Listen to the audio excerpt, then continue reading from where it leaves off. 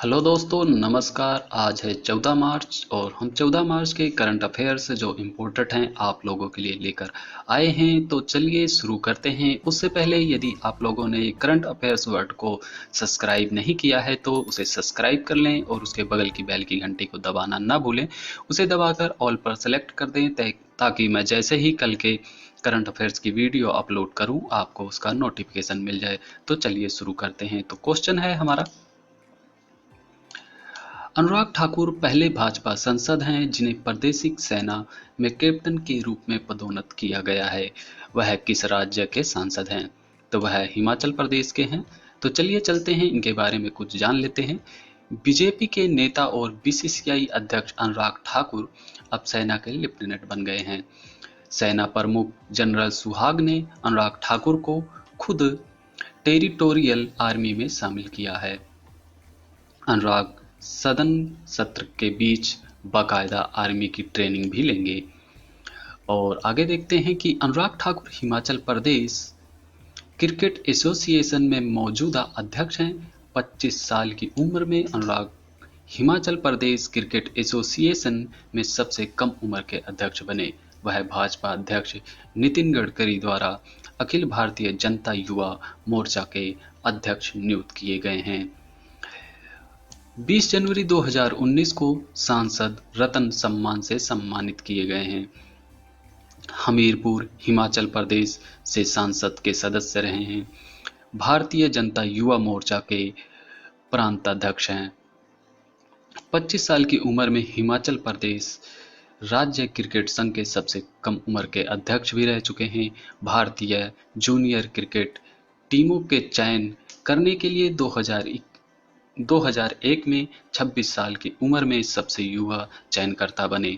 Himachal Pradesh rifle association के अध्यक्ष भी रहे हैं। हिमाचल प्रदेश ओलंपिक संघ के महासचिव, हॉकी हिमाचल प्रदेश के महासचिव, भारतीय ओलंपिक संघ के कार्यकारी सदस्य, बीसीसीआई के संयुक्त सचिव रहे। दिनांक 22/5/2016 को बीसीसीआई के अध्यक्ष चुने गए। अनुराग 34वें और दूसरे कम उम्र के अध्यक्ष हैं।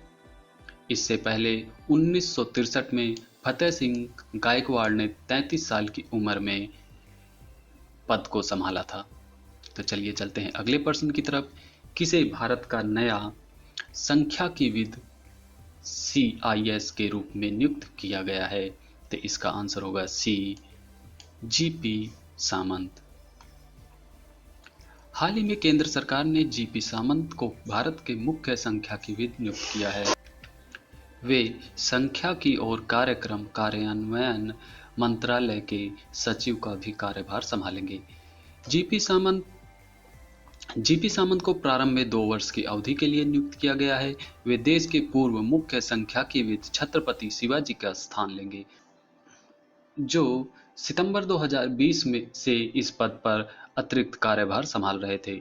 GP सामंत वर्तमान में भारतीय रिजर्व बैंक RBI के सांख्यिकी और सूचना प्रबंधन विभाग में सलाहकार के तौर पर कार्य कर रहे हैं।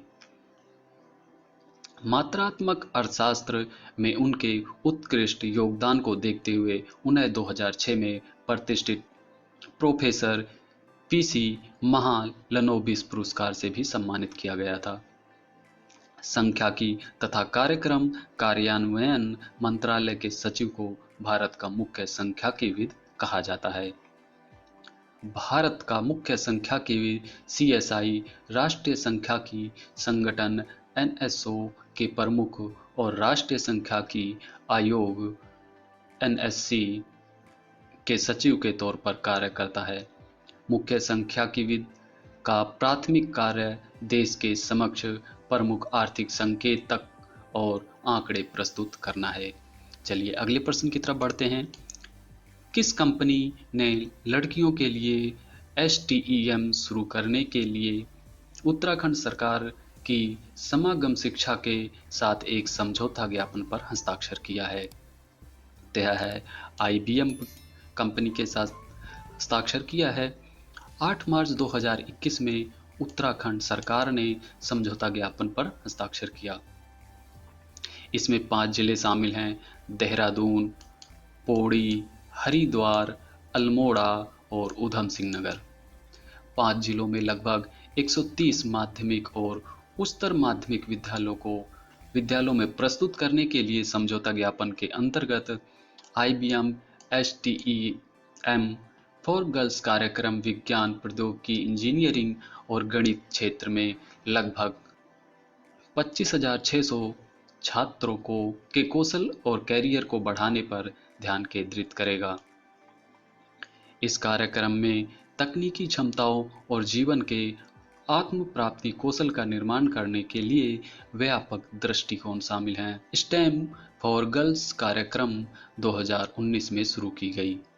स्टेम गूगल, कनाडा, ताइवान और दक्षिण कोरिया में भी सक्रिय है। स्टेम STEM का मतलब होता है, S का मतलब साइंस, टेक्नोलॉजी, E का मतलब इंजीनियरिंग एंड मैथ्स है। इसका उद्देश्य क्या है? सरकारी स्कूलों में छात्राओं के लिए शिक्षा से लेकर कार्य और कैरियर मार्ग में सुधार करना है। इसके CEO अरविंद कृष्ण हैं। मुख्यालय न्यूयॉर्क और संयुक्त राज्य अमेरिका में है। तो चलिए चलते हैं अगले प्रश्न की तरफ। विश्व किडनी दिवस 2021 विश्व स्तर पर कब मनाया जाता है? तो यह 11 मार्च को 2021 में मनाया गया था। तो चलिए चलते हैं अगले प्रश्न की तरफ। विश्व किडनी दिवस 2021 का विषय क्या था? तो इसका आंसर है डी, किडनी रोग के साथ अच्छी तरह से रहना। विश्व किडनी दिवस हर साल मार्च के दूसरे गुरुवार को विश्व स्तर पर मनाया जाता है। इस वर्ष विश्व किडनी दिवस 11 मार्च 2021 को मनाया गया है। 2020 में 12 मार्च 2020 को विश्व किडनी दिवस मनाया गया था और 2022 में 10 मार्च 2022 को विश्व किडनी दिवस मनाया जाएगा। विश्व किडनी दिवस 2021 का विषय kidney health for everyone everywhere living well with kidney disease है। तो आज के वीडियो में बस इतने ही प्रश्न, इतने ही करंट अफेयर्स थे। ये वो करंट अफेयर्स थे जो काफ़ी इम्पोर्टेंट थे। तो चलिए मिलते हैं आप लोगों से अगले वीडियो में। और अभी तक आपने चैनल को सब्सक्राइब नहीं किया है तो चैनल को सब्सक्राइब कर उसके बगल की बेल की घंटी को ज़रूर दबा दें, ताकि मैं जैसे ही वीडियो अपलोड करूं आपको उसका नोटिफिकेशन तुरंत मिल जाए। तो फिर मिलते हैं आपसे अगली वीडियो में।